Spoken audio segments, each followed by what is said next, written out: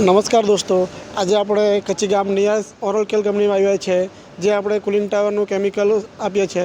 તો ચાલો મળીએ નિયાઝ ઓરલ કેર કંપનીમાં સાહેબને। मेरा नाम अरविंद पांडे है।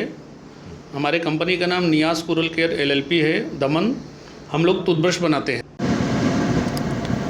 સૌપ્રથમ જઈ સાહેબને મળ્યા, ત્યારબાદ કુલિંગ ટાવર પાસે ગયા, કુલિંગ ટાવર ચેકઅપ કર્યું, કુલિંગ ટાવરનો જે કેમિકલ આપણે સપ્લાય કરીએ છીએ એ કેમિકલનો સ્ટોક ચેક કર્યો। ત્યારબાદ साहब पर अपना केमिकल रिव्यू लिए। अभी जो हम लोग केमिकल दे रहे हैं आपको कूलिंग टावर में डालने के लिए, तो उसके बारे में आप क्या अनुभव कर रहे हो? केमिकल कैसा है? बहुत अच्छा है, बहुत अच्छा केमिकल है। ज़रा सा भी ये मिट्टी नहीं होता है उसमें, टाँकी में एकदम क्लियर पानी आता है और फ्लो बरोबर मिलता है। और हमारा सर्विस कैसा है? बहुत अच्छा सर्विस है।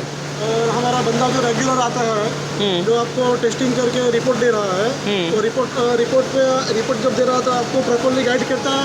हाँ, करता है, प्रॉपर गाइड करता है। अगर कुछ रहा तो बताता भी है, क्या प्रॉब्लम है क्या नहीं करके बताता है वो। अभी जो आप केमिकल डाल रहे हो कूलिंग टावर वाटर ट्रीटमेंट के अंदर, कूलिंग टावर के अंदर 184, तो आप पर डे कितना डोजिंग कर रहे हो? 2 लीटर। 2 लीटर। और 185 जो है वो आप पर डे कितना डोजिंग कर रहे हो? वो 1.5 लीटर।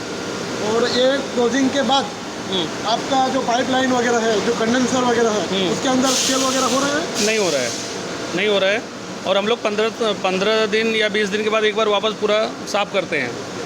और जो केमिकल नहीं डाल रहे थे उससे पहले आप क्या कूलिंग टावर के अंदर क्या सिचुएशन थी?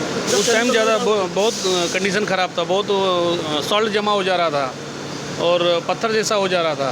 और कंडेंसर का ऑयल टेम्परेचर कितना हो रहा था जब डोजिंग नहीं कर रहे थे? उससे नहीं कर रहे थे तभी वो कम से कम 48 से 50 तक जा रहा था।